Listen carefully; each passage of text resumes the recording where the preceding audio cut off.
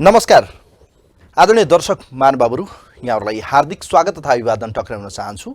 म नवराज तानुक र विशेष गरी यो संवाद कार्यक्रम चक्रव्यूहमा हामी समसामयिक राजनीतिको बारेमा विश्लेषण बहस गर्दै आएका छौँ। यहाँहरू सबैलाई थाहा छ र विशेष गरी यतिखेर नेपालको राजनीतिमा उथलपुथल भएको छ। यतिखेर नेपालको राजनीतिमा खैला बैला मचिएको छ। विशेष गरी नेपालका कम्युनिस्टहरू यति लुछाचुडी, यति धेरै घर झगडा, यति धेरै विभाजन, यति धेरै फुट केका लागि भन्दा जनता र खास गरी विकासका लागि होइन, कुर्सी र चाहिँ पद र स्वार्थका लागि भएको यो लडाई जस्तो देखिएको छ। निर्वाचनमा एकता गरियो, त्यसपछिको यो 3 वर्षमा देखिएको अन्तर्विरोध, कलह र फुटको सङ्घारमा पुगिरहँदा पूर्व एमाले भित्र यतिखेर घर झगडा फेरि किचलो बढेको छ। यस्तो परिस्थितिमा नेपालको राजनीतिमा अब के हुन्छ त? प्रधानमन्त्री केपी शर्मा ओलीले फेरि संसद डिजर्भ गर्नुहुन्छ कि चुनावमा जानका निम्ति तयार हुनुहुन्छ कि या भनौँ संसदमा चाहिँ उहाँ अविश्वासको प्रस्तावलाई फेस गर्नु होला त? विश्वासको मत लिनका निम्ति प्रधानमन्त्रीसँग त्यो सङ्ख्या पुग्ला त? किनभने माधव कुमार नेपाल, झलनाथ खनाल, वामदेव गौतम लगायतको समूहका नेताहरूलाई उहाँले कारबाही गर्यो, अर्थात् विभिन्न किसिमको जिम्मेवारीबाट हेरफेर गरेसँगै यस्तो परिस्थितिमा अब नेपालको राजनीतिमा नेपाल कम्युनिस्ट पार्टी एमालेको भविष्य के हुन्छ? एकता बनिरहन्छ या यो एकताबाट दुई कित्तामा विभाजित हुन्छ त? यी लगायतको विषय प्रसङ्ग के जनता समाजवादी पार्टीले अब प्रधानमन्त्री केपी शर्मा ओलीकै नेतृत्वमा सरकार बनाउनमा समीकरण गर्ला या भनौँ अन्य गठबन्धन अर्थात् नेपाली काङ्ग्रेस, माओवादी केन्द्र र जनता समाजवादी पार्टीको बीचमा एउटा सहमतिको गठबन्धनको सरकार बन्ला? यी लगायतको विषय प्रसङ्गमा आज विशेष गरी कुराकानी गर्दैछौँ। नेपालको बदलिँदो राजनीतिक अवस्था र नेपालको यो गतिरोध अन्त्यका निम्ति के हुन सक्छ त सूत्र? यस सवालमा रहेर विशेष आज बहस गर्ने प्रयास गर्दैछौँ कार्यक्रम चक्रव्यूहमा। हामीसँग अतिथिको रूपमा स्टुडियोमा हुनुहुन्छ राष्ट्रिय जनमोर्चाका अध्यक्ष, कम्युनिस्ट आन्दोलनका योद्धा, पछिल्लो समय यो घटनाक्रमको बारेमा बडो नजिकबाट बुझेर हेरिरहनु भएका त्यस्तो व्यक्तित्व चित्रबहादुर केसी आजको अतिथि हुनुहुन्छ। उहाँलाई म वेलकम गर्न चाहन्छु। केसीज्यू नमस्ते, वेलकम, यहाँलाई स्वागत छ। धन्यवाद। आराम हुनुहुन्छ?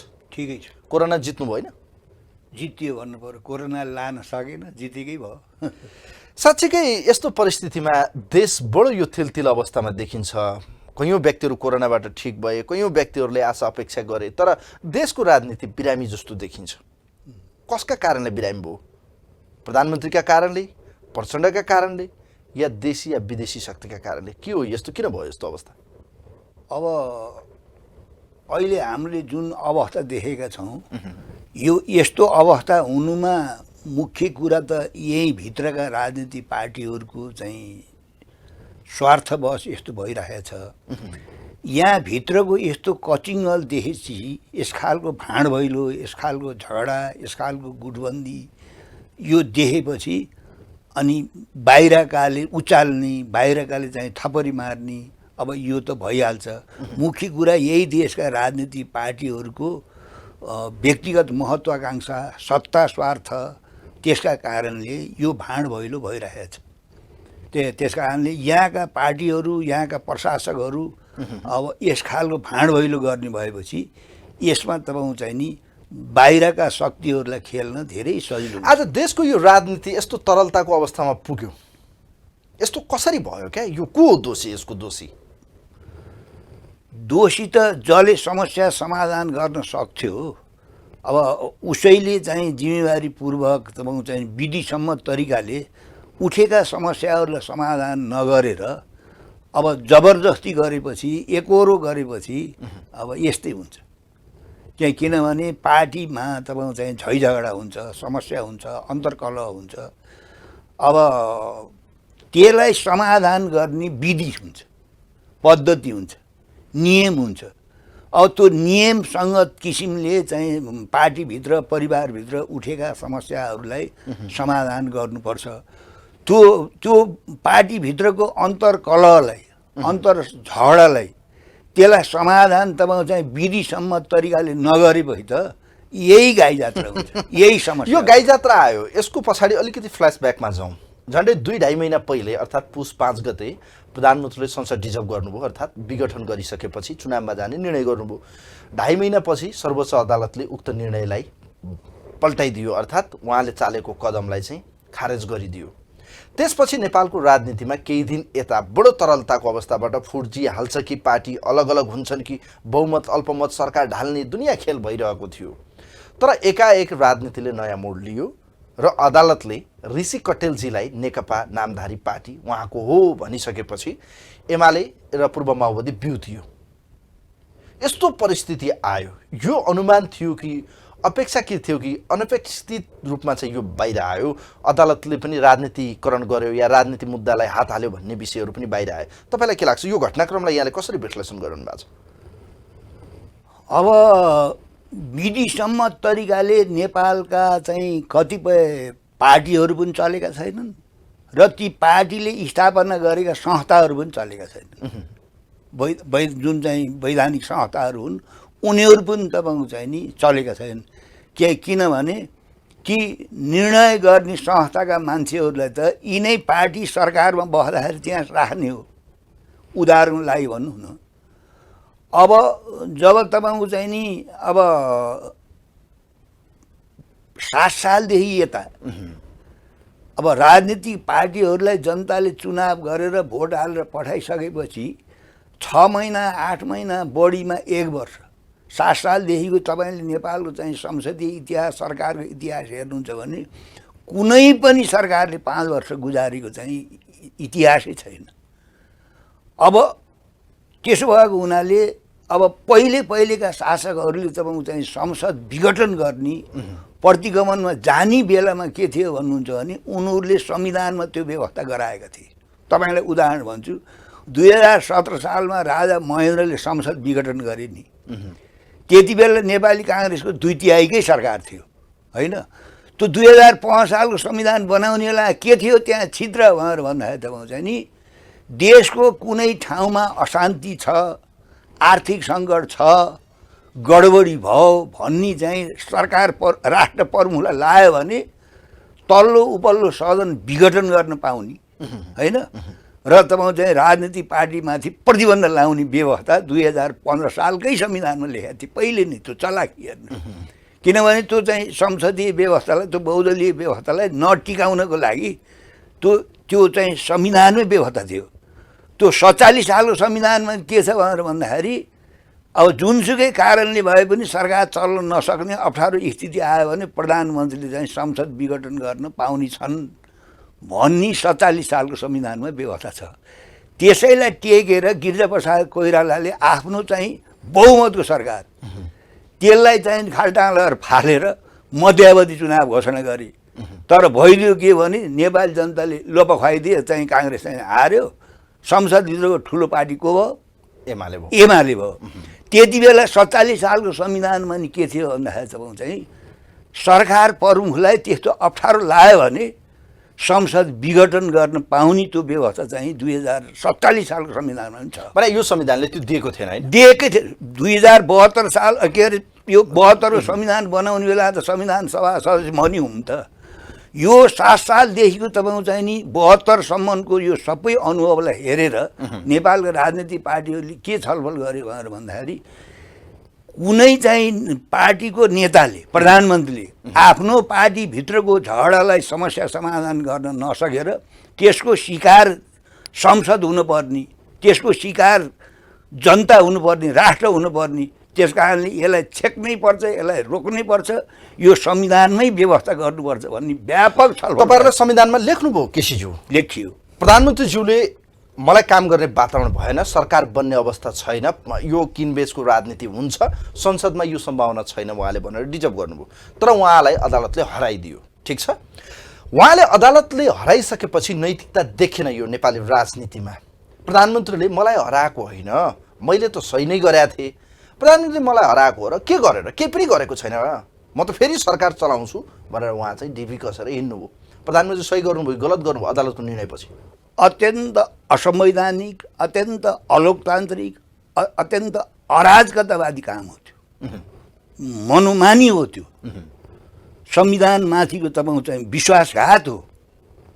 सर्वोच्चले फैसला ठिकै गर्यो, किनभने सर्वोच्चका पूर्व न्यायाधीशहरू नै तपाईँको चाहिँ सार्वजनिक अगाडि आए। सारा मिडिया कर्मीहरूले तपाईँको चाहिँ नि 5 वर्षलाई नेपाली जनताले म्यान्डेट दिएको सरकार अहिले चाहिँ भत्काउनै मिल्दैन। होइन भनेर तपाईँको चाहिँ नागरिक समाज सारा मिडियाहरू कानुनविदहरू संविधानविदहरू सबै प्राय राजनीतिक पार्टीहरू सत्ताधारी बाहेक सबै सडकमा आएको हो त। सडकमा आएपछि तपाईँको चाहिँ त्यो दृश्य त सर्वोच्चले देख्यो। सर्वोच्चले के फैसला गर्यो भने यो चाहिँ संसद विघटन चाहिँ गलत हो, असंवैधानिक हो, प्रधानमन्त्रीले त्यसो गर्ने ठाउँै छैन। स्वयं प्रधानमन्त्रीले चाहिँ प्रतिवाद लाउँदाखेरि 72 को संविधानको यो ठाउँ टेकेर यो धारा अनुसार मैले विघटन गरेँ भने त प्रतिवाद नै छैन। संविधानमा भएको उनले त के गरेका छन् भने त अन्तर्राष्ट्रिय प्रचलन, देशको प्रधानमन्त्रीले संसदमा चाहिँ उसलाई काम गर्न थाउ भयो भने त्यो अन्तर्राष्ट्रिय प्रचलन भनेको त्यो त बेलायतबाट आएको प्रचलन हो। ती कतिपय संसद भएका देशहरूले नि तपाईँको चाहिँ नि बेमौसममा अनावश्यक त्यो सरकार चाहिँ विघटन गर्ने, मुलुकलाई तपाईँको चाहिँ मध्यावधि चुनावमा लगेर राष्ट्रलाई अर्बौँको ऋण बोकाउने र एकातिर जनताका सारा समस्या छन्, अर्कोतिर जनताले चुनावमा भोटै मात्रै हाल्नुपर्छ। प्रधानमन्त्री ओलीले गलत गर्नै भएको थियो होइन? गलत हो। त्यसपछि उहाँले फेरि सत्ताको बागडोर त छोड्नु भएन नि त। तपाईँहरूले भने जस्तो ए गलत गर्नुभयो प्रधानमन्त्रीजी, तपाईँले गलत गर्नुभयो, यो चाहिँ गलत कदम हो भने मुद्दा मामिला भयो, भलै तपाईँहरूको पक्षमा फैसला भयो। मुद्दा हारेपछि नैतिकता चाहिन्छ कि चाहिँदैन नेपाली राजनीतिमा? होइन, लाज लाग्नेलाई नै हो होइन। जसलाई लाज लाग्छ, जसले नैतिकतालाई ख्याल गर्छ, जसले राष्ट्र र जनताको समस्यालाई प्रधान ठान्छ र आफ्नो समस्या गौण मान्छ। कतिपय देशहरूमा जब तपाईँको चाहिँ नि संसदभित्र अविश्वास हुन्छ होइन, संसदीय व्यवस्थाभित्र त तपाईँको चाहिँ पार्टीको चाहे अध्यक्ष होस् चाहे प्रधानमन्त्री होस् जेसुकै भए पनि तपाईँको चाहिँ पार्टीले यदि हटाउन चाह्यो भने त हट्नुपर्छ नि त। अन्त छैन पार्लियामेन्ट्री सिस्टम। 49 देशमा संसदीय व्यवस्था छ, सबैतिर यसो गर्छन्। तर कतिपय देशमा के देखिन्छ भने संसदबाटै चाहिँ फासिस्टहरू जन्मेको नि इतिहास छ। प्रधानमन्त्री त्यसो भए ताना साथी र हिँड्नु भएको बाटो त्यही त हो नि।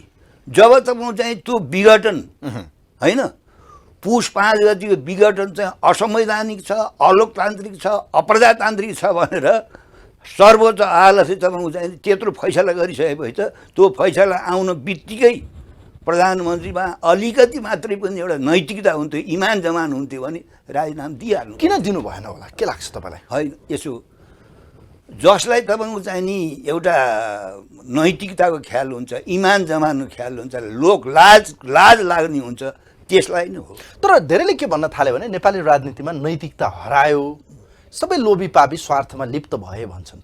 ठिक हो, देशको बेहालत त यही कारण यही हो नि होइन। त्यो यति हाकाहाकी जब चाहिँ सर्वोच्चले त्यो संसद विघटन गरेको असंवैधानिक भयो, अलोकतान्त्रिक भयो, गलत भयो भनेर फैसला गरिसकेपछि त 1 मिनेट पनि तपाईँको चाहिँ नि अब राजीनामा नदिनु बस्नै मिल्दैन थियो। त्यसो हुनाले अब कसैले आफू तर उहाँले त संसद अधिवेशन पो बोलाउनु भयो, संसदमा फेस गर्छु, म विश्वासको मत लिन्छु भनेर त्यो दम्ब, त्यो किसिमको एउटा अटुट दृढ शक्ति उहाँमा देखिन्छ। संसदलाई विघटन गर्नुभन्दा पहिले नै तपाईँको चाहिँ नि त्यो अविश्वास प्रस्तावलाई तपाईँको चाहिँ दर्ता गर्नु दिनु पर्थ्यो। अविश्वास प्रस्ताव तपाईँको चाहिँ सामना गर्नु पर्थ्यो। अविश्वास प्रस्ताव चाहिँ आफ्नो पार्टीले अथवा संसदभित्रबाट ल्याइसकेपछि र अविश्वास प्रस्ताव पारित भएपछि त इमान जमानको कुरा अलिकति लोकतान्त्रिक चाहिँ भावना भएकाले त हारेर बस्छ गरे।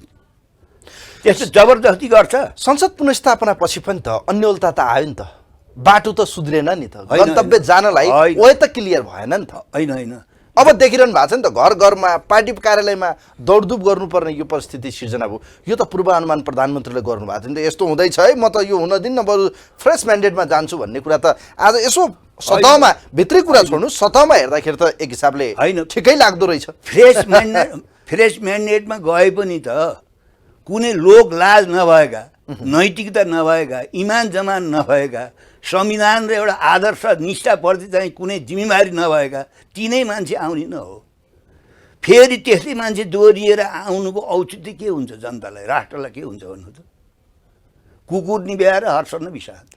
त्यो के गएर मध्यावधि यहाँ गएर तपाईँको चाहिँ नि अब आउने को? यिनै पात्र हुन्। यिनै दल यिनै मान्छेहरू हुन् जसलाई तपाईँको चाहिँ इज्जतको ख्याल छैन, नैतिकताको ख्याल छैन, इमान जमानको ख्याल छैन, राष्ट्र र जनताप्रतिको मतलब छैन। विशुद्ध आफ्नो गुट र त्यसको लागि तपाईँको चाहिँ नि अन्तर्राष्ट्रिय शक्ति केन्द्रहरूको पनि आवश्यक परे दलाली। यिनै आउने न हो, तस्करहरू आउने न हो, ठेकदारहरू आउने न हो। यसो भनिरहँदा तपाईँले यो तर्क राखिरहँदा केसीज्यू, आम जनताले एउटा मनमा जहिले पनि बनाउँछन् र विशेष गरी युवा पुस्तामा पनि यो फ्रस्ट्रेसन छ। नेपाली राजनीति र नेपालको राजनीति हेर्दा बडो घिन लाग्छ। यो बडो लाज नभएको, शरम नभएको, लाजै पचेका नकचराहरूले देश हाँक्न थाले। अलिकति त इमान्दारी त देखिनुपर्छ, जनताप्रति वफादारी त। यो 3 वर्षमा, झन्डै 3.5 वर्षमा जनताले त त्यसो भए त जे देखिरहेको छन् यो त सबै नाटकै रहेछ नि, होइन?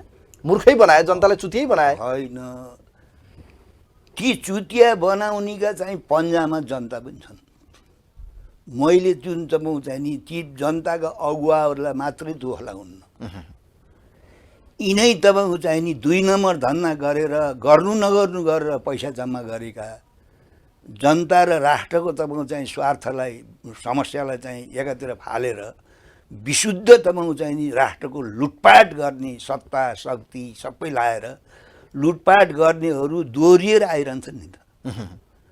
कैयौँ पटक तपाईँको चाहिँ नि भ्रष्टाचार गरेको, कैयौँ पटक बदनाम गरेका ती मान्छेहरू, ती लुटेराहरू, ती भ्रष्टाचारीहरू, ती नैतिकता इमान जमान नभएका मान्छेहरू पैसा लगाएर गयो भने हामीले फेरि सर्लक्कै चाहिँ पठाइदिन्छौँ नि त। हामीले देखिरहेका छौँ नि। होइन त अहिले त यो त नाटकै जस्तो देखियो नि त। हेर्नु त कस्तो रमिता गरिरहेका 3 वर्षसम्म जनताले कोभिड बेहोरे, अहिले पनि बेरोजगारी छ। यस्तो समस्याहरूबाट चाहिँ नेपाली राजनीतिमा अलिकति चिन्ता चाहिँ लाग्यो। अहिले त तपाईँको चाहिँ नि हुँदा खाँदाको तपाईँको चाहिँ संसद विघटन गरेर 2/3 को सरकारलाई तपाईँको चाहिँ नि विघटन गरेर लगेर खौला फालेर अब जनताको तपाईँको चाहिँ बेरोजगारीको मार कति छ, जनतालाई यो बिमारको मार कति छ, सुशासनको अभावमा जनताले कति चाहिँ एउटा चाहिँ दुःख भोगिराखेका छन्, कति टेन्सन भोगिराखेका छन्। यी सबैतिर ध्यान गएन नि। सत्ता र शक्तिमा बस्नेलाई के भने जुनसुकै मूल्य चुकाएर भए नि राष्ट्रको तपाईँको चाहिँ करोडौँ लिटर तपाईँको चाहिँ मडतेल र डिजेल फ्री बाँड्ने प्रधानमन्त्री जस्तो मान्छेले। अनि ती तपाईँको चाहिँ नि प्रधानमन्त्रीको भाषण सुन्न भनेर तपाईँको चाहिँ डिजेल पेट्रोल पम्पहरूमा जसका मोटरसाइकल छन्, जसका मोटर छन्, ती सबै लाम लाएर तपाईँको चाहिँ तेल थापेको त मैले देखेँ नि। त्यो तेल त्यहाँ चाहिँ पेट्रोल पम्पमा थापेर घर लगेर खनाएर फेरि लाइनमा बस्ने हैसा हतौडा झन्डा समाएर हेर्नु त यो लुट।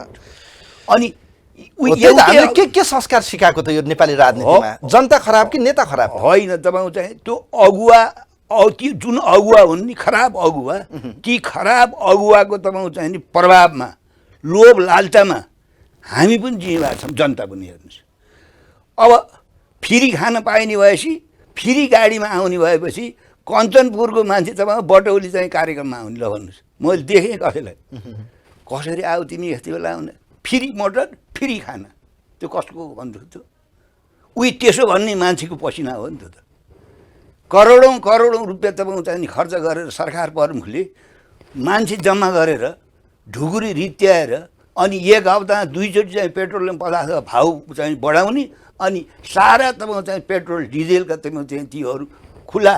वैशाखसम्मलाई तेलको जोग गरेका छन् तपाईँको चाहिँ कति मान्छेले, जसका मोटरसाइकल छन्, जसका गाडी छन्, यही त लाइन लाएर भनेपछि नेपाली राजनीति हो। मैले धेरैचोटि भनेको छु, यस खालका अगुवाहरूलाई ठिक गर्न त तपाईँको चाहिँ ती अगुवाको चाहिँ भ्रममा, अगुवाका पछि लाएर, अगुवाका चाहिँ षड्यन्त्र, अगुवाका तपाईँको चाहिँ मिठा कुरा, अब मुखा तपाईँको चाहिँ नि अमृत छ, पेटा बिख छ, त्यसो भएको हुनाले जनताले नि बुझ्नुपर्छ। त्यही त तपाईँले त यो भन्नुभयो, तर विकल्प पनि त देखेन नि त। यिनै नेता वाह वाह प्रचण्ड, गणतन्त्र, संघीयता, धर्मनिरपेक्ष, समावेशिता, हरेक एजेन्डा उहाँले ल्याउनुभयो। देशमा आज राष्ट्रियताको सवालमा, संविधान कार्यान्वयनको सवालमा, हरेक एजेन्डामा अगाडि बढ्नु भएको छ प्रधानमन्त्री ओली। जय प्रधानमन्त्री, जय KP Sharma Oli, I love you KP Oli.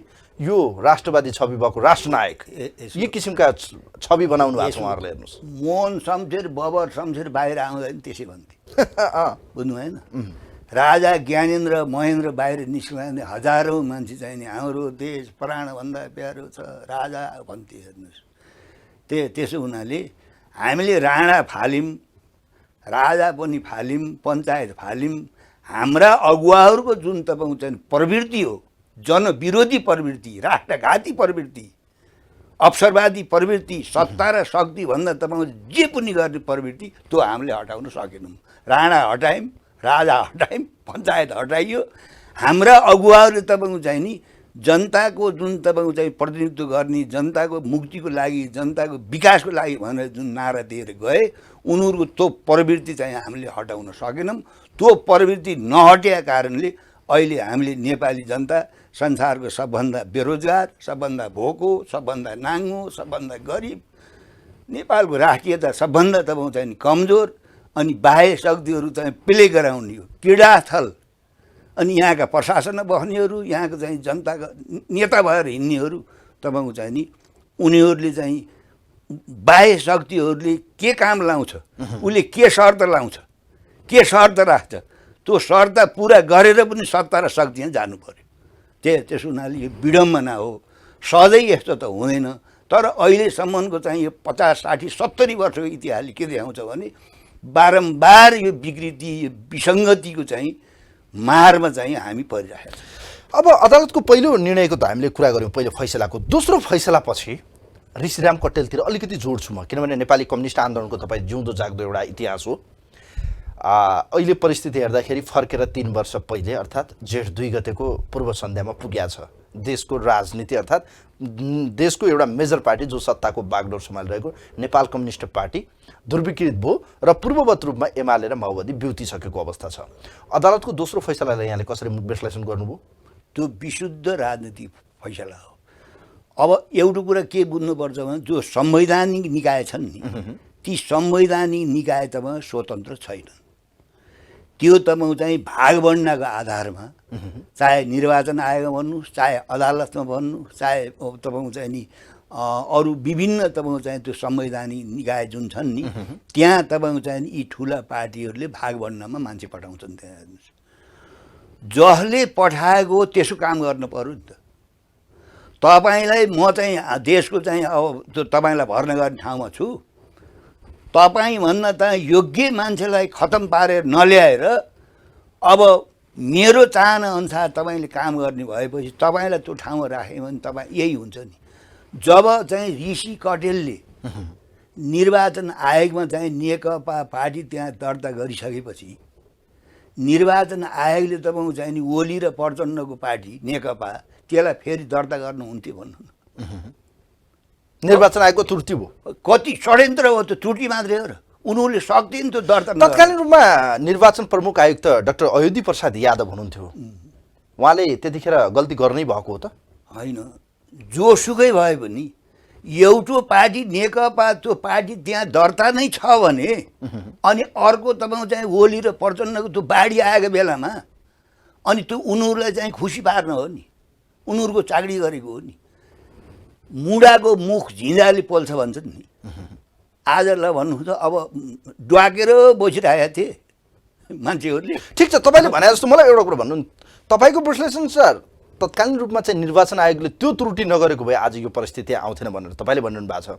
अर्कोतिर तपाईँकै आशयलाई मान्ने हो भने संवैधानिक आयोग या संवैधानिक निकाय या देशका चाहिँ न्यायालयप्रतिको जुन भरोसा गर्नुपर्ने ठाउँमा पनि राजनीति नै भयो भन्ने तर्क राखिरहनु भएको छ। पछिल्लो समय सेटिङको कुरा थियो, निर्वाचन आयोगमा सेटिङ भएको कारणले यो परिस्थिति सिर्जना भयो कि अदालतमा सेटिङ भएको कारणले गर्दा यस्तो परिस्थिति निम्तियो त जो आज अस्थिरता र भाँड भैलो र खैला बैला मच्यो नेपाली राजनीतिमा?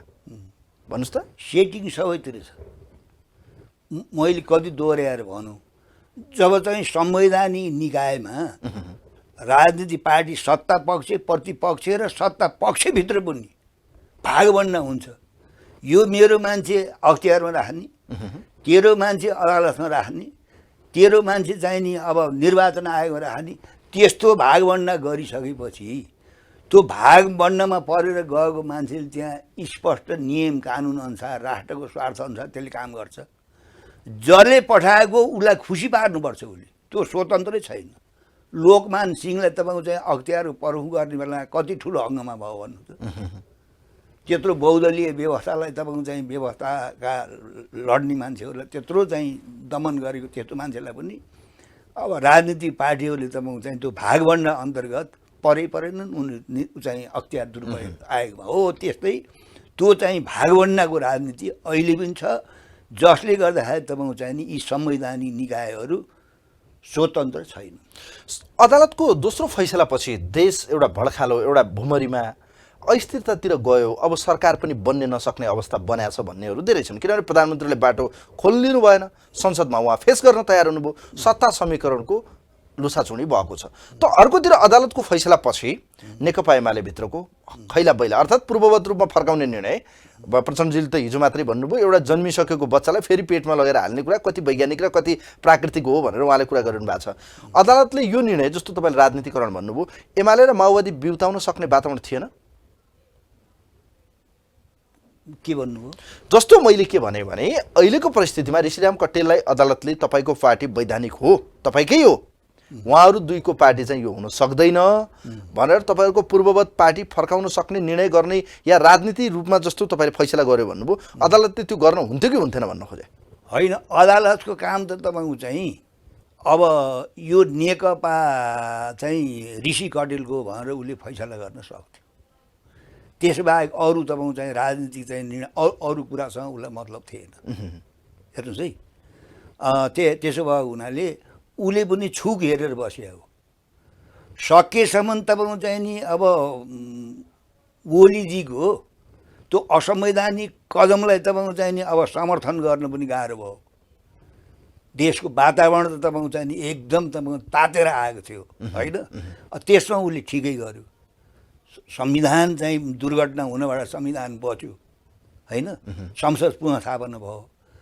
अब निर्वाचन आयोगले के गर्यो भनेर भन्दाखेरि तपाईँको चाहिँ नि अब नेकपाको तपाईँको चाहिँ नि नेकपा ऋषि कटेलको पार्टीको नाम भइसकेपछि अब उसैलाई चाहिँ अब नेकपा चाहिँ अब ऋषि कटेलको पार्टी हो भनेर फैसला गर्ने उसको त्यो काम थियो।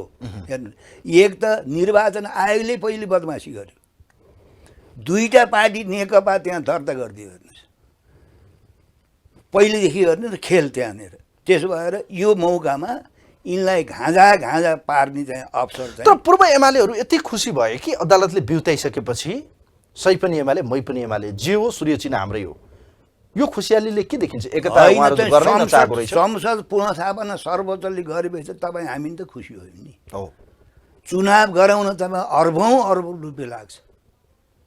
देशको हालत के छ भन्नुहोस् त? लाखौँ चाहिँ विदेशमा तपाईँ कोरोना कारणले बेरोजगार भएर नेपालीहरू तपाईँको चाहिँ कन्त बिजोग छ, बाँच्न गाह्रो पर्छ। त्यही त देश र जनताको लागि त कसैले सोचेन।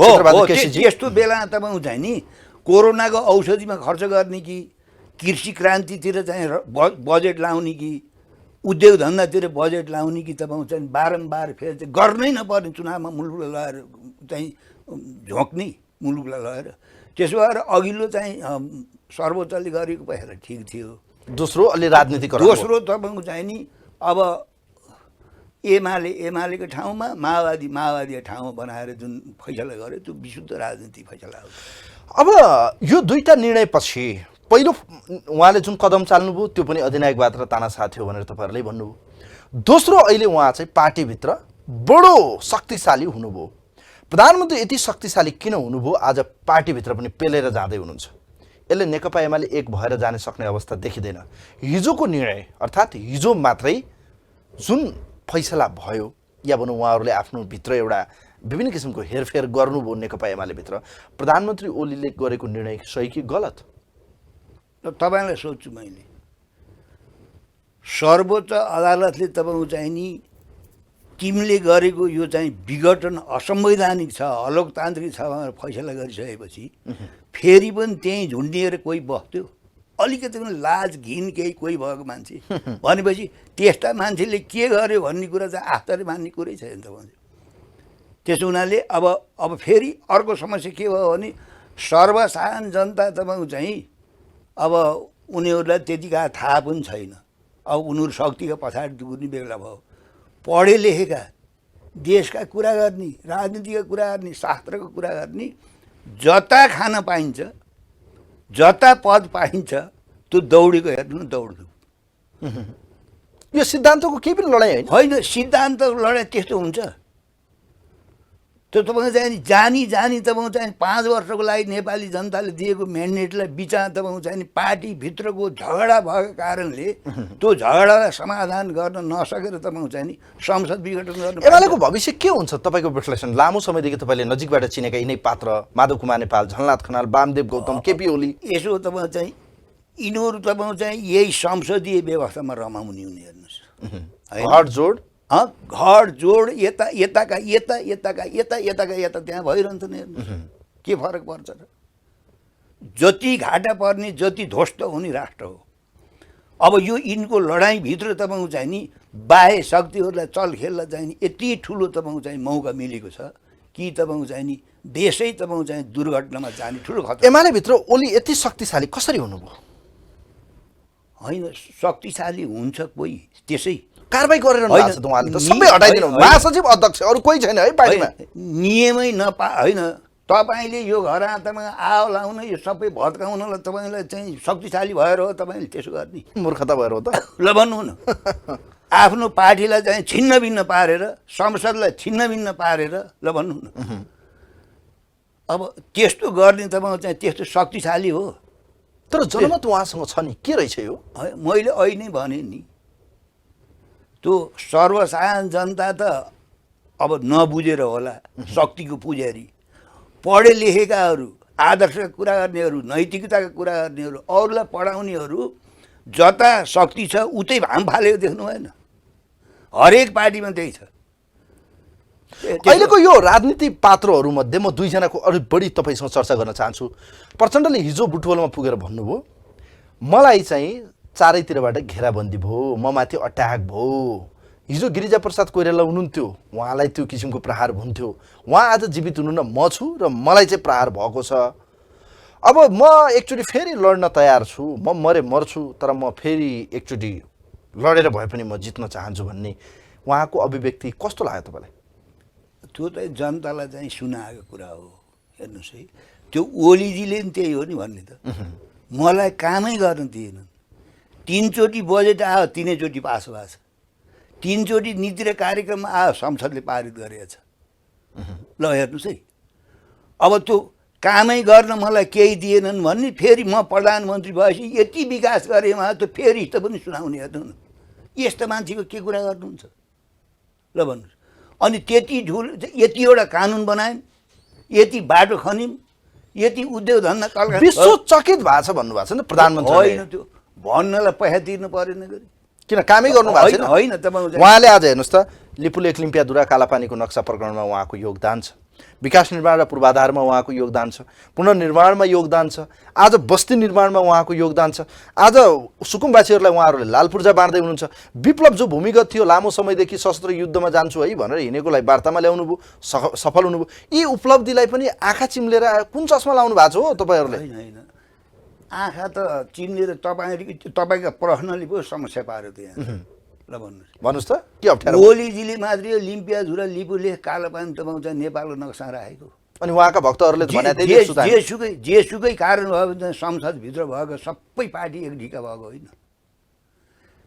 त्यो सबै पार्टी एक ढिका भएको कारणले नै तपाईँको चाहिँ लिम्पियाधुरा लिपुलेख कालापानी चाहिँ नेपालको नक्सामा सामेल भएको। हेर्नु, भारतकै पक्ष यहाँ काम गर्ने कतिपय पक्षहरू नि लाज घिन जे कारणले भए पनि त्यो चाहिँ लिम्पियाधुरा लिपुलेख कालोपानी तपाईँको चाहिँ नि नेपालको नक्सा चाहिँ सामेल हुनलाई तपाईँ संसदभित्र सरिता गिरी बाहेक कोही देख्नुभयो तपाईँले? विपक्ष यहाँ चाहिँ त्यहाँ आवाज खोलेको भनेपछि त्यो श्रेय चाहिँ ओलीलाई माया जान्छ। उहाँको समर्थकहरूले त्यही भन्नुहुन्छ, त्यो नक्सा त्यहाँ सामेल गरेको त्यो श्रेय लिने, अनि यति ठुलो भ्रष्टाचारको च्याङ एकपछि अर्को भ्रष्टाचार भएको भई, बलात्कार भएको भई, लुटपाट भएको भई, अब यस खालको कुशासनको जिम्मा लिनु पर्दैन? यति खराब यति भ्रष्ट हो भने सत्ताबाट किन हटाउन सक्नु भएन त अहिलेका दलहरू या तपाईँहरू या तपाईँको पनि एकजना हुनुहुन्छ त्यहाँ, भलै संसदमा धेरै ठुलो उपस्थित नभए पनि, तर अहिले यस्तो परिस्थिति आउनलाई या अहिले पनि देखिरहँदा संसदमा उहाँलाई हटाउन नसक्ने यति शक्तिशाली कसरी हुनुभयो के उहाँ? होइन, जसले नियम मान्दैन, संविधान मान्दैन, कानुन मान्दैन, उसलाई शक्तिशाली जस्तो देखिन्छ। हेर्नुहोस्, त्यो संसदभित्रैबाट हो यो चाहिँ अधिनायकवादीहरू जन्मने, बुझ्नु भएन? त्यसो भएको हुनाले अब गर्दना समाज तपाईँको चाहिँ कुर्चियाएर फाल्ने कुरा होइन गरे होइन।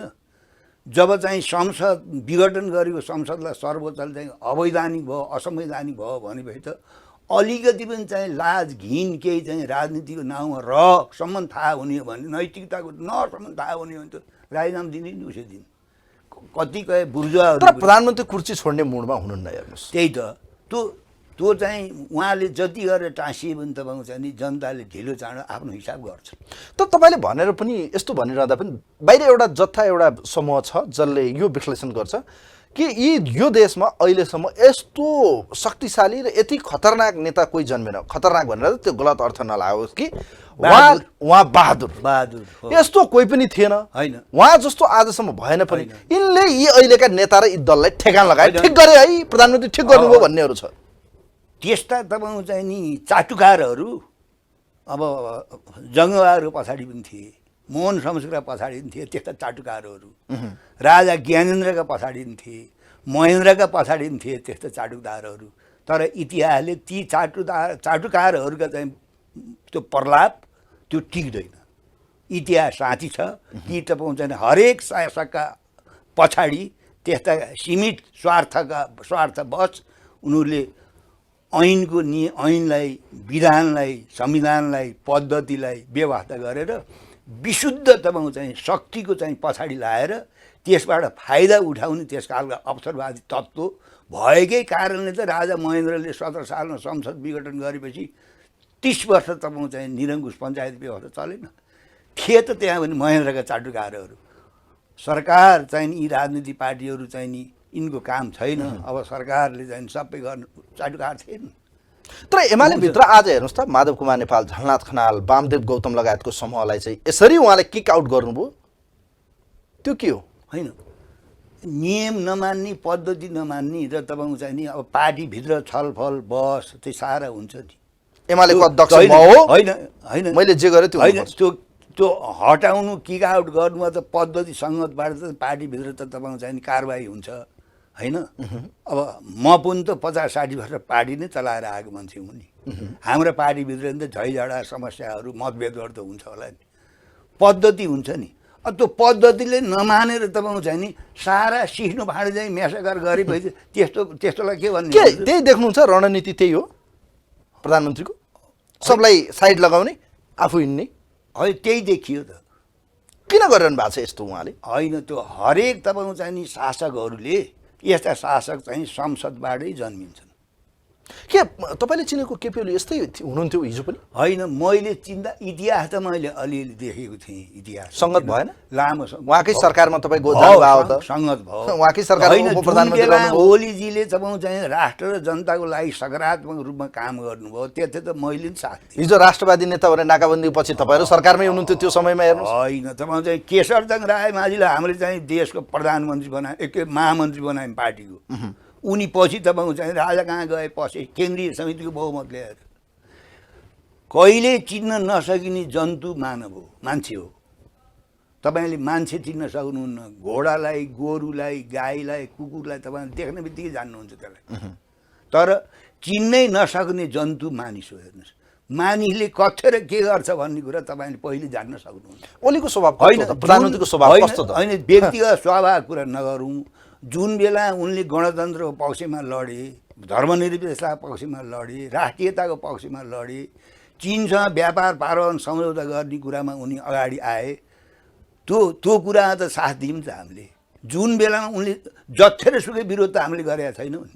गणतन्त्रको बारेमा उनले गरेको चाहिँ महाकाली सन्धि पारित गर्ने बेला उनको अत्यन्त गलत चाहिँ उ थियो, भूमिका थियो। अहिलेका प्रतिपक्षी चाहिँ शेरबहादुरजी प्रधानमन्त्री, पशुपति शमशेर चाहिँ त्यति बेलाको जलस्रोत मन्त्री, अनि अर्को के थिए परराष्ट्र मन्त्री। हेर्नुहोस् है, अब भनेपछि उनीहरू अहिले पनि छन्। त्यसो हुनाले जुन बेलामा शासकहरूले अथवा पार्टीका नेताले अथवा कसैले राम्रो काम गर्दा पनि विरोध गर्ने, नराम्रो काम गर्दा पनि समर्थन गर्ने, त्यस्तो हामीले गर्दैनौँ। त्यो संसद विघटन गर्ने बेलासम्म तपाईँको चाहिँ नि हामीले यस कारणले समर्थन गरेका थियौँ कि उनले कमसेकम चाहिँ देशको राष्ट्रियताको पक्षमा गणतन्त्रको पक्षमा हिजोसम्म ठिक आज गलत कसरी हुनुभयो भने कि त्यो त हुन्छ हिजोसम्म बाँचे मान्छे एक्कासी राति चाहिँ हार्ट एट्याक भएर मर्छ नि त्यो मैले भने त तपाईँलाई मान्छेले तपाईँको चाहिँ कथ्य र के गर्छ भन्ने कुरा तपाईँको जान्न त गाह्रो पर्छ नि जुन बेला के भन्छन् भने चित्रबहादुर केसीज्यू अहिलेका देखिएका यी राजनीति गर्ने पात्रहरूमध्ये KP is the far better than उनका चाटुकारले भन्ने कुरा हो होइन अहिलेको दलहरू होइन। अब प्रचण्ड पनि tested Madhav Kumar tested Jhalanath Khanal tested को छन् र यीभन्दा राम्रो त्योभन्दा बरु यिनै ठिक छन् भन्नेहरू पनि छन् भन्न खोजेको मैले उनीहरूबाट उनको दलाली गरेर चाकरी गरेर तपाईँ खान पाएकाहरूले गर्ने कुरा हो अनि प्रचण्ड नेपालहरूको चाहिँ स्वार्थ के त अहिलेको अवस्थामा राजनीतिमा होइन उनीहरूको नि आफ्नो स्वार्थ छ नि उनीहरूलाई नि हामीले देखेका छौँ नि तर अहिलेको यो सङ्घर्षमा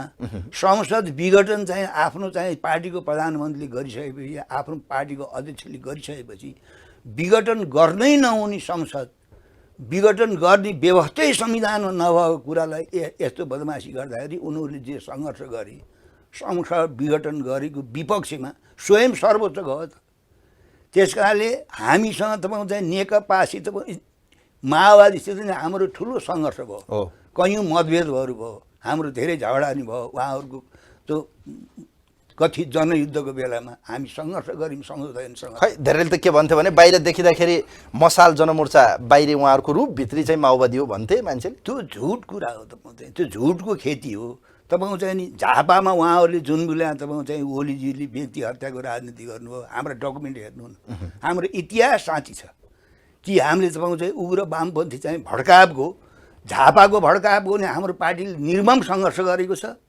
र साथसाथै तपाईँको चाहिँ नि यो प्रचण्ड बाबुरामहरूले गरेको तपाईँको उग्र वामपन्थी गल्तीलाई चाहिँ पनि हामीले सम्झौताहीन सङ्घर्ष गरेका छौँ त्यसैमा आँडा लगाएर त्यही सामेल भएर सम्पत्ति कमाएकाले हामीलाई चाहिँ खिल्ली उडाउनु हाम्रो विरोध गर्नु कति ठुलो कुरा भयो त्यस कारणले अहिलेको यो जुन सङ्घर्ष छ यो चाहिँ संविधानलाई चाहिँ कुल्चेर संसद विघटन गरेको जुन विरुद्धमा एमालेका माओवादीका अब कतिपय अरू पार्टीका ठिक छ त्यो त हिजो ओलीले गलत गर्नुभयो ल ठिक छ अदालतले फैसला गर्यो मान्नै पर्यो अब संसदमा चाहिँ रडाको र किनबेच सुरु भयो नि त अब सरकार बन्नै गाह्रो हुन लाग्यो कसलाई मान्ने ऊ मधेसवादी दल घरि फलानुमा पुगेको छ कस्तो समीकरण बनाउने ओली भन्नुहुन्छ मन्तजी तपाईँ प्रधानमन्त्री बन्नुहोस् आउनुहोस् नभए तपाईँहरू सरकारमा आउनुहोस् रेशम चौधरीलाई हामी छोड्छौँ सरकारसँग साँठगाँठ गरौँ भने दुवै पक्ष बिच देखिन्छ अर्को पक्ष देउबाजी तपाईँ प्रधानमन्त्री बन्नुहोस् हामी तपाईँलाई सहयोग गर्छौँ अर्को पक्ष प्रचण्डजी के गर्ने ल भन्नुहोस् यस्तो दौडधुप यस्तो परिस्थितिबाट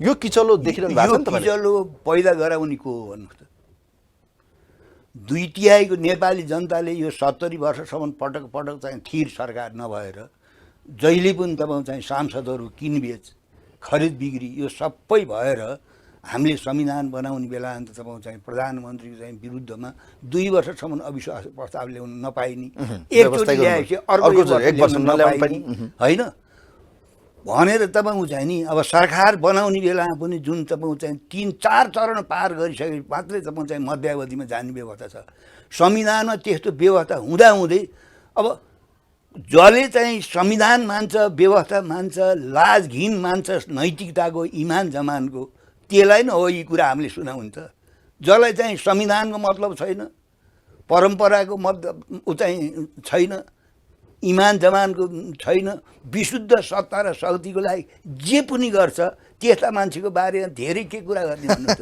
अब के हुन्छ त सत्ता समीकरण के देख्नुहुन्छ कसको गठन अब यसो बाह्य शक्तिहरूले पनि अहिले यिनीहरू त चाहिँ कम्युनिस्ट नभए पनि नाम त त्यही छ नाउँ सुबिनी के हार उभिने भने नाम त यिनीहरू कम्युनिस्टैको हो त्यसो हुनाले शक्ति केन्द्रहरूले विशेष गरेर भारतले अमेरिकाले यो कम्युनिस्टको नामबाट अब यिनीहरूले नेपालमा शासन गरेको त उनीहरूले फुटेका आँखाले पनि देख्न रुचाएन त्यस कारणले यिनलाई साफ त गर्नै नै छ यिनलाई साफ गरेपछि तपाईँ चाहिँ आफ्नो पक्षमा काम गर्नेहरू होइन साम्राज्यवादका दलालहरू पृथकतावादीहरू होइन यो देशमा तपाईँको चाहिँ नि अङ्गीकृत नागरिक पनि राष्ट्र प्रमुख हुनुपर्छ सरकार प्रमुख हुनुपर्छ सेना प्रमुख हुनुपर्छ भन्ने संशोधन प्रस्ताव बारम्बार आइरहेको थियो त ओलीकै चाहिँ क्याबिनेट बारम्बार तपाईँ उप प्रधानमन्त्री हुनुहुन्थ्यो हो अब तिनीहरू नै आउँछन् हेर्नुहोस् यिनका नालायकीले यिनका झगडाका कारणले अब तपाईँ पृथकतावादीहरूले बार्गेनिङ गरिरहेका छन् भने यो अहिले अलिकति रोकेँ है मैले।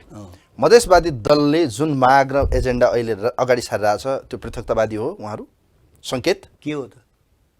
तराईलाई अहिले पनि पहाडबाट अलग गर्नुपर्छ भन्ने प्रस्ताव त आइ त राखेको छ त। 274 नम्बरको संविधान जो अनि व्यवस्था उहाँहरूले मधेसका मुद्दाहरू मधेसका आन्दोलनमा घाइते शहीदहरूका सम्बोधन रेशम चौधरीलाई रिहाईको कुरा संविधानमा के हाम्रा असन्तुष्टि छन् त्यसलाई चाहिँ सम्बोधन गरिदिनु पर्यो भन्ने विषयमा आपत्ति किन? होइन, जिल्ला अदालतले अपराध घुस खाएर हो रेशम चौधरीलाई चाहिँ सर्वसहित जन्म कैद राखेको। घुस खाएर हो न्यायाधीशले। पुनरावेदनले त्यो जिल्ला अदालतको चाहिँ निर्णयलाई चाहिँ सदर गरेको चाहिँ घुस खाएर हो भन्नु पर्यो नि कि तपाईँले? होइन भने त्यसो हो भने मलाई पनि भन्न दिनुहोस्। विप्लवजीसँग चाहिँ सरकारले वार्ता गर्ने उहाँहरूका कैयौँ मुद्दा मामिलाहरूलाई मिना गर्न मिल्ने, बालकृष्ण ढुङ्गे लगायतका नेताहरूलाई चाहिँ रिहाई गर्न मिल्ने या उहाँहरूलाई छोड्न मिल्ने, अनि थारू भएकै कारणले रेशम चौधरीलाई जेलमा कोस्न मिल्छ भन्ने जनमत त छ नि त होइन? जनमत त तपाईँको चाहिँ स्वयं त्यो जनताले निर्वाचित गरेको प्रतिनिधिलाई कसरी हेर्ने त्यो मतलाई? त्यो स्वयं त्यो घटना घटाउनु त तपाईँको चाहिँ नि अहिलेका चाहिँ जसपाका नेताहरू पुगेका छन् टिकापुर। अनि खै त उहाँहरू जेल गएको होइन? रेशम चौधरी एकजना व्यक्तिलाई उनीहरूलाई त जेल जानु परेन नि। जेल जान नपर्ने गरी चाहिँ ओत दिने त अर्कै छापहरू छ नि उनीहरूलाई छापहरू जसले तपाईँको चाहिँ अब त्यहाँ थारूहरूलाई चाहिँ चट्याएर त्यहाँ त्यस खालको स्थिति सिर्जना गरे। उनीहरू मन्त्री भए, उनीहरू सांसद भए, अहिले नि उनीहरू ढुक्क छन्। उनीहरूलाई हो नि जेलखाना हाल्नु पर्ने राज्यले भन्नु न, जसले उचाल्यो। मधेसवादीहरूको एक नम्बर माग रेशम चौधरीलाई रिहाई अनि सरकारमा जाने। बस अब हुने नै त्यही हो। अब ओलीले होस् अथवा प्रचण्ड माधवले ती चाहिँ मागहरू पुरा गर्छन्। त्यसो भएको हुनाले देशको राष्ट्रियता सार्वभौमता र अखण्डता पहिलेभन्दा झन् गम्भीर। भने रेशम चौधरी छुट्नुहुन्छ होइन तपाईँको विश्लेषण? खै अब मैले भन्न सक्दिनँ। अब उनीहरूले आफ्नो सत्ता स्वार्थको लागि तपाईँको चाहिँ मधेसवादीहरूको माग जुन अहिले जसपाको एक नम्बर बुदा माग छ, हाम्रो नेता सांसद रेशम चौधरीलाई रिहाई गरौँ, सरकारमा हामी जान सक्छौँ, त्यो ओली सत्तामा सरकारमा भएदेखिको माग हो। त्यो सम्भव छैन? सम्भव छैन? होइन, अब उनीहरू सरकारमा जानको लागि सत्तामा जानको लागि असम्भव के हुन्छ यहाँ? ओलीलाई हटाउन सक्छन् अहिलेका यी दलहरू यी नेताहरूले जुन अहिले तिग्रमबाजी र अङ्कगणित सुरु भएको छ संसद बाहिर संसदभित्र? जसले हटाउन खोज्ने हो त्यसले नहटाएसम्म गाह्रो छ। भने दक्षिणबाट हट्ने कि पश्चिमबाट हट्ने? जहाँसुकै तपाईँले कुरा बुझ्नुहोस् न। जसको त्यसो हो भने मलाई भनिदिनुहोस्, आज प्रधानमन्त्री ओलीलाई कताको आशीर्वाद छ, देशी विदेशी? अब तपाईँले देखिरहनु भएको छ नि, एमसिसी पास गराउनलाई उहाँले कत्रो चाहिँ टुप्पीदेखि पैतालासम्मको बल निकाल्नु भएको थियो। अमेरिकन चाहिँ योजना एमसिसी। ठिक त्यस्तै तपाईँको चाहिँ नि लिम्पियाधुरा लिपुले कालोपानी तपाईँको चाहिँ नेपालको नक्सामा राखेपछि शिक्षा मन्त्रालयले त्यो केटाकेटीलाई विद्यार्थीलाई पढाउन त्यो चाहिँ पाठ्यक्रममा राखेपछि उहाँले ठाडै चाहिँ हुकुम दिएर चाहिँ त्यो घटायो। त्यो पाठ्यपुस्तक बुझियो नि त। बुद्धिमानलाई इसारा काफी। तपाईँले मलाई नामै काढाउन खोज्नु भएको।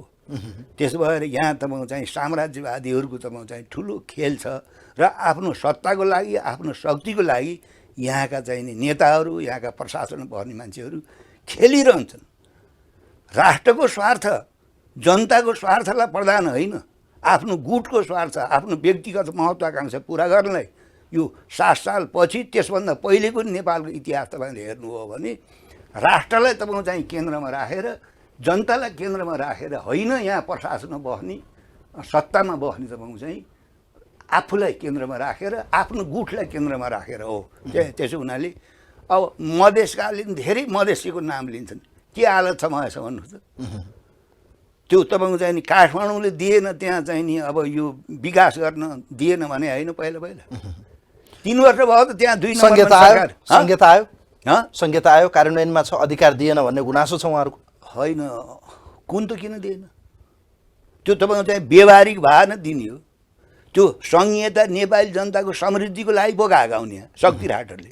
त्यही भएर बोकेका हुन् तत्कालीन एमाले माओवादीले।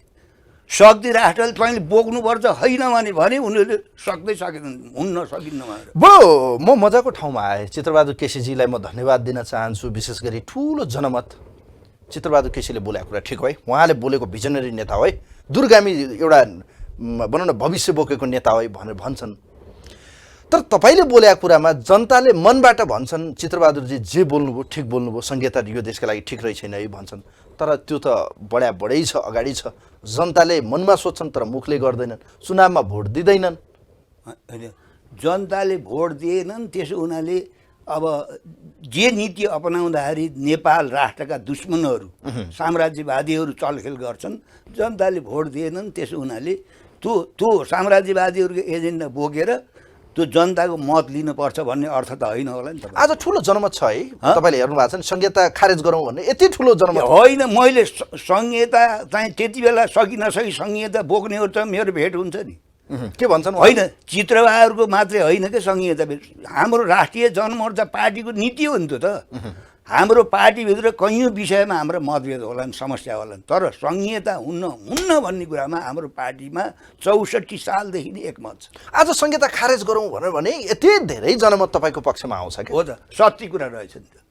अरूले के गर्छन् भने तत्काल जनतालाई के भनेर झुक्क्याएर पासोमा पार्न सकिन्छ र चुनाव जित्न सकिन्छ र लुट्न सकिन्छ सिंहदरबार आएर त्यस्ता नारा दिन्छन्। त्यसो हुनाले ती संहिता बोक्ने तत्कालीन एमाले, तत्कालीन तपाईँको चाहिँ नि काङ्ग्रेस, उनीहरूका मनमा तपाईँको चाहिँ यो संहिताले यो देश पार लाउन सक्छ, पार लाउँछ, यो जनता राष्ट्रको हितमा काम गर्ने भन्ने उति बेला तिनीहरूको मनैमा थियो। ठुलो एउटा भारी बोक्या जस्तो यतिखेर जनताले महसुस गरेका छन्। अहिले 8वटा ठाउँ तपाईँको पार्लियामेन्ट छ।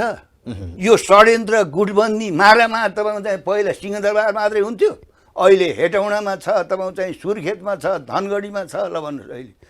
अहिले तपाईँको चाहिँ नि पोखरामा छ, अहिले तपाईँ विराटनगरमा छ। भन्नुहोस् त कति ठुलो सजाय हो नेपाली जनताको लागि। नेपाली जनताले बिरामी हुँदाखेरि तपाईँको चाहिँ सिटामल पाउन्नन्, हजारौँ तपाईँको चाहिँ नि अब सांसदहरू पाल्नुपर्ने। तर संहिता र गणतन्त्रको विकल्प देख्नुहुन्छ तपाईँ जस्तो राजावादीहरू? यो गणतन्त्र धोका हो है, राज संस्था चाहियो भन्ने पनि छन्। अर्को पक्षधर यो संहिता खारेज गरिदिउँ, यो ठिक छैन, एकात्मकमै जाउँ, यो दुईटा कुरामा तपाईँको विचार पाउँ त? होइन, राजतन्त्र त हामीले चाहिँ नि हजारौँ वर्षदेखि बिहोरे हो नि त।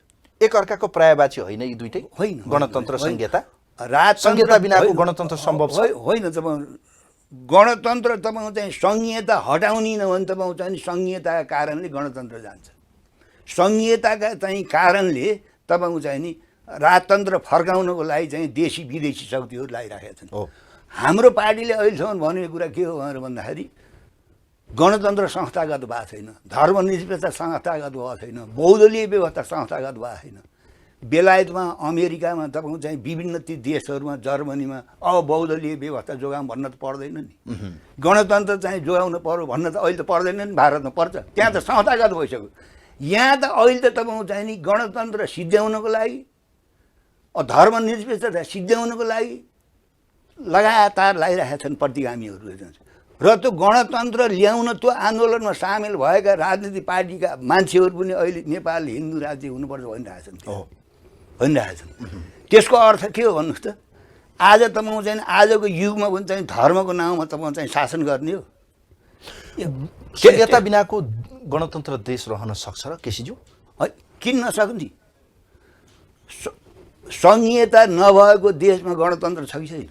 जग र पिलर बिनाको घर के काम भन्नेहरू होला नि। त्यो झुटको खेती हो त्यो। नेपालीहरू, हाम्रो पार्टीले 64 सालदेखि नै भनेको कुरा के हो भन्नुहुन्छ भने अहिले पनि चाहिँ नि नेपालमा केन्द्रीकृत भ्रष्ट सामन्ती चाहिँ प्रतिक्रियावादी एकात्म प्रणाली छ मुलुकमा। यसको पुनर्संरचना हुनुपर्छ। पुनर्संरचना हुँदाखेरि तपाईँको चाहिँ स्थानीय निकायलाई बढी अधिकार दिनुपर्छ। यदि प्रदेश बनाउने हो भने प्रदेश चाहिँ प्रशासनिक इकाइ मात्रै हुनुपर्छ। त्यहाँ चाहिँ प्रदेशभित्रै पार्लियामेन्ट, प्रदेशभित्रै मन्त्रीमण्डल, प्रदेशभित्रै तपाईँको चाहिँ नि अब त्यहाँ चाहिँ प्रदेश प्रमुख। संहिता कार्यान्वयन भएन, संहिता कार्यान्वयन नहुनुको कारण के? केन्द्रले अधिकार नदिएर थेक्न नसके? होइन, त्यो यो संहिता बोक्नेहरूले तपाईँको चाहिँ नि भित्रैदेखि यो देशको लागि आवश्यकता हो भनेर बोकेका हुन्। र शक्ति राष्ट्रहरूले यो नेपाललाई गाँजा पार्नको लागि, आर्थिक रूपले टाँट पल्टाउनको लागि तपाईँ चाहिँ तिमीहरूले यो बोक्नुपर्छ भने यिनले हुन्न सकिन्न भन्दै भनेन। प्रति व्यक्तिको टाउकोमा आज हेर्ने 50,000 यो संहिता बोक्नेहरूसित त म सँगै छु त। अन्त्यमा एउटा मात्रै प्रश्न, 3 वर्ष जनताको खेर गयो, बडो विडम्बनाको विषय, फर्केर फेरि त्यही 3 वर्ष पहिले अर्थात् हामी गत निर्वाचनकै पूर्व सन्ध्यामा पुग्नुपर्ने परिस्थिति आयो। हिजोको गठबन्धन नेकपा र अहिले आएर फेरि एमाले र माओवादी भएको छ।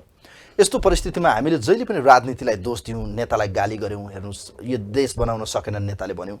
तपाईँ जिउँदो जाग्दो एउटा उदाहरण हुनुहुन्छ। अन्त्यमा एउटा बडो महत्त्वपूर्ण प्रश्न, आम जनताको प्रश्न, युवाको प्रश्न, यो देश बनाउन चाहने र भविष्य देखेका आम नेपाली नागरिकहरूको एउटा प्रश्न, यो देश किन बनेन? को हो बाधक? कसका कारणले देश बनेन? किन हामी नेपाली जहिले पनि पुरपुरोमा हात राखेर सराप्नु पर्ने कि नेता खत्तम भए, तपाईँहरू गलत गर्नुभयो भनेर नेतालाई मात्र गाली गर्छौँ? दोषी को हो? किन बाधक भयो? आज को हो बाधक? हामी सबै हौँ। नेता पनि हो, चाहिँ नेता बनाउनेहरूले केही दोष छ। हरेक राष्ट्रको एउटा व्यक्तिको जीवनमा हरेक किसिमका उकाला वराला बेहोर्नुपर्छ नि, दुःख सुख बेहोर्नुपर्छ नि। अहिलेका विकसित देशहरूले पनि हाम्रो जस्तो कठिनाइ, हाम्रो जस्तो गाह्रो अप्ठ्यारो बाटो हिँडेर अहिलेका विकसित देश भएका हुन्। त्यसो गरेर हामीले तपाईँको चाहिँ निराश हुने होइन, होइन। देशका अगाडि देखिएका तपाईँको चाहिँ नि कमी कमजोरीहरू, होइन, भ्रष्टाचारहरू, यिनका विरुद्धमा तपाईँ हामी लड्नुपर्छ। हामी लडेर नै अहिलेसम्म यतिका मात्रामा विकास भएको हो। पञ्चायत कालमा, राणा कालमा तपाईँ र मैले राष्ट्रको बारेमा, प्रधानमन्त्रीको बारेमा, पार्टीका नेताहरू बारे यति कुरा गरेर तपाईँले पाउनुहुन्थ्यो। तपाईँको जिउरो काटिन्थ्यो ठाउँकै ठाउँ। त्यसो भएको तपाईँको केही पनि भएको छैन भन्ने कुरा म छैन। हेर्नुहोस्, तर हाम्रो नेपालको जुन आवश्यकता हो, आज लाखौँ तपाईँ युवा युवतीहरू बेरोजगार छन्, होइन। त्यति मात्रै होइन, काठमाडौँमा चाहिँ सुसारे तालिम हुन्छ। सुसारे तालिम भनेको तपाईँको चाहिँ बुढाबुढी भएका बुढाबुढीलाई चाहिँ स्याहार गर्ने तालिम हुन्छ यहाँ 4 महिना। र ती तालिम लिनेहरू तपाईँको चाहिँ विदेशका बुढाबुढीको स्याहार पोस्न सुगर सफाइ युरोप अमेरिका पुगेका छन्। यहाँ आफ्नो आमाबाउ तपाईँको चाहिँ काल आएन भने एउटले घोप्टो परेर आफ्नो पिँढी पल्टेका छन्। यो त अहिलेको दलहरू र नेताहरूको फेलियरका कारणले देश बनेन भन्ने एउटा तहरा तबका छ, होइन? देश अहिले पनि अर्ध औपनिवेशिक अवस्थामा छ। देशै अहिले चाहिँ पूर्ण स्वतन्त्रै छैन र अहिले पनि तपाईँ चाहिँ सामन्तवादको समूल नष्ट भएकै छैन। अर्ध औपनिवेशिक अवस्थामा छौँ हामी, अर्ध सामन्ती अवस्थामा छौँ। त्यस कारणले यी विकृति विसङ्गति हटाउने नाममा कहिले उग्र वामपन्थी तपाईँ चाहिँ भड्काव आउँछ, कहिले तपाईँ चाहिँ सङ्कीर्ण तपाईँ चाहिँ वाम आन्दोलन हुन्छ। र अहिलेको आवश्यकता हाम्रो पार्टीले देखेको कुरा के हो नि, बहुदलीय व्यवस्थालाई अझै पनि बचाउनुपर्छ, यसको आवश्यकता छ। गणतन्त्रलाई चाहिँ बचाउनुपर्छ, धर्मनिरपेक्षतालाई बचाउनुपर्छ र सङ्घीयता खारेज गर्नुपर्छ। जनताले लाज घिन केही नमानिकन नडराइकन र तपाईँको चाहिँ नि जनतामा लुकेर रहेको जो अजय शक्ति छ अहिले पनि नेपाली जनताले सबै विकृति विसङ्गतलाई तपाईँको चाहिँ ध्वस्त पारेर नयाँ नेपाल बनाउँछन् भोलि भन्ने हाम्रो जनतामाथि पूर्ण विश्वास छ। Thank you so much. धन्यवाद। धेरै धेरै धन्यवाद दिन चाहन्छु। आदरणीय दर्शक महानुभावहरू, आजको यो संवाद कार्यक्रम चक्रव्यूहमा हामीसँग राष्ट्रिय जनमोर्चाका अध्यक्ष र नेपाली कम्युनिस्ट आन्दोलनको एउटा जिउँदो जाग्दो इतिहास हामीसँग हुनुहुन्थ्यो चित्रबहादुर केसी। उहाँसँग हामीले विकसित राजनीतिक घटनाक्रम र देशको परिस्थिति कतातिर जाँदैछ, के साँच्चीकै यो देशमा केपी शर्मा ओली तानाशाहको रूपमा अगाडि आउनु भएको हो त, होइन भने यो परिस्थितिमा देशले किन निकास पाउन सकेन लगायतको विषयमा कुराकानी गऱ्यौँ। र देश किन बन्न सकेन, यसको बाधक के अहिलेका राजनीतिक दलहरू हुन् या भनौँ जनताले अझै बुद्धिमत्ता देखाउनु पर्ने अवस्था छ, यी यावत विषयमा कुराकानी गऱ्यौँ। कार्यक्रम हेरिदिनु भयो यहाँहरू सम्पूर्णलाई धेरै धेरै धन्यवाद दिँदै कार्यक्रमको इन्टायर टिमसँगै आजका अतिथिसँगै कार्यक्रमबाट म नवराज पनि बिदा हुन्छु। हवस्, नमस्कार।